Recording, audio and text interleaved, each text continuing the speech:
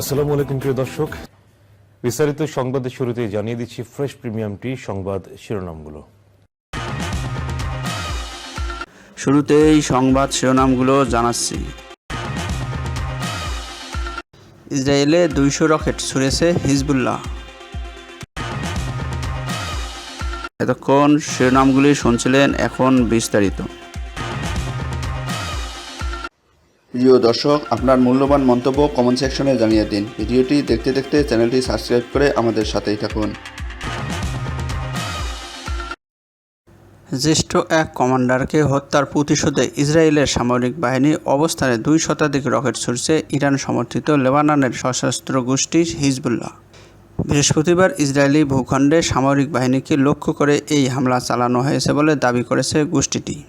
এর আগে বুধবার লেবাননের দক্ষিণাঞ্চলীয় টাইগারে শহরের কাছে একটি এলাকায় ইসরায়েলি হামলায় হিজবুল্লাহর জ্যেষ্ঠ কমান্ডার মোহাম্মদ নাসির উদ্দিন নিহত হন। তার আগে গত জুন মাসে ইসরায়েলি হামলায় হিজবুল্লাহর আরেক শীর্ষ কমান্ডার তালেব আবদুল্লাহ নিহত হন। বুধবারের হামলায় নিহত কমান্ডার নাসের গোষ্ঠীটির কাছে তালেব আবদুল্লাহর মতো একই পদমর্যাদা ও গুরুত্বের অধিকারী ছিলেন।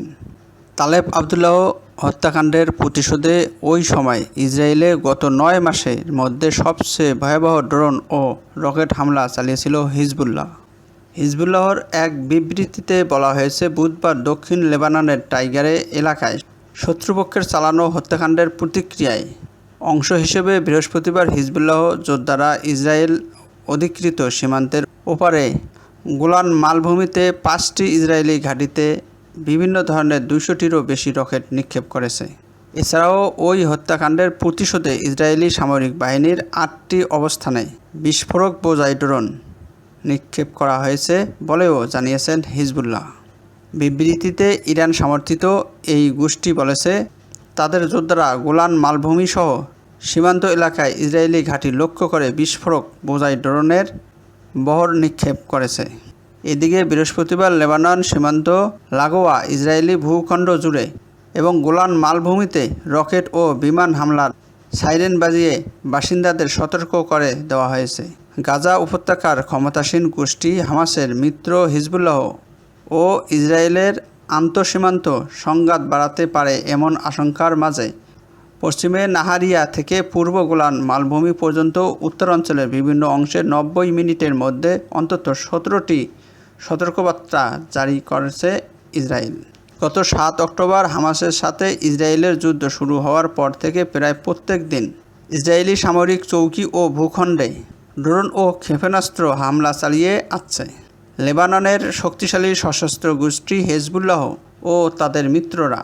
ইসরায়েল লেবানন সীমান্ত এলাকায় এবারের এই সংঘাত 2006 সালের ইসরায়েল হিজবুল্লাহর যুদ্ধের সবচেয়ে বড় ভয়াবহ আকার ধারণ করেছে। ফরাসি বার্তা সংস্থা AFPর তথ্য অনুযায়ী ইসরায়েল লেবানন সীমান্তে 9 মাস ধরে চলা সহিংসতা লেবাননে ইসরায়েলি হামলায় 300 জনেরও বেশি হিজবুল্লাহর যোদ্ধা ও 87 জন বেসামরিক নাগরিক নিহত হয়েছেন। অন্যদিকে হিজবুল্লাহর হামলায় ইসরায়েলি 18 সৈন্য ও 10 বেসামরিক নিহত হয়েছেন। গত বছরের 7 অক্টোবর ইসরায়েলের উত্তরাঞ্চলে ঢুকে 1200 জনের বেশি মানুষকে হত্যা করে হামাসের শত শত যোদ্ধা। একই সঙ্গে আরও 200 জনের বেশি মানুষকে ধরে নিয়ে গাজায় জিম্মি করে ফিলিস্তিনি এই স্বাধীনতাকামী সংগঠনের সদস্যরা। পরে ওই দিনই গাজায় পুরোমাত্রার যুদ্ধ শুরু করে ইসরায়েলি প্রতিরক্ষা বাহিনী। গাজার ক্ষমতাসীন শাসকগোষ্ঠী হামাস নিয়ন্ত্রিত স্বাস্থ্য মন্ত্রণালয় বলেছে, গত 9 মাসের মধ্যে ইসরায়েলি হামলায় গাজায় প্রায় 38,000 ফিলিস্তিনির প্রাণহানি ঘটেছে। ইসরায়েলের নির্বিচার হামলায় আহত হয়েছেন আরও হাজার হাজার মানুষ। ইসরায়েলের অব্যাহত বোমা হামলায় উপত্যকায় ভয়াবহ মানবিক বিপর্যয়কর পরিপন্থী তৈরি হয়েছে। পরবর্তী সংবাদ দেখার আমন্ত্রণ জানিয়ে শেষ করছি। আল্লাহ হাফেজ।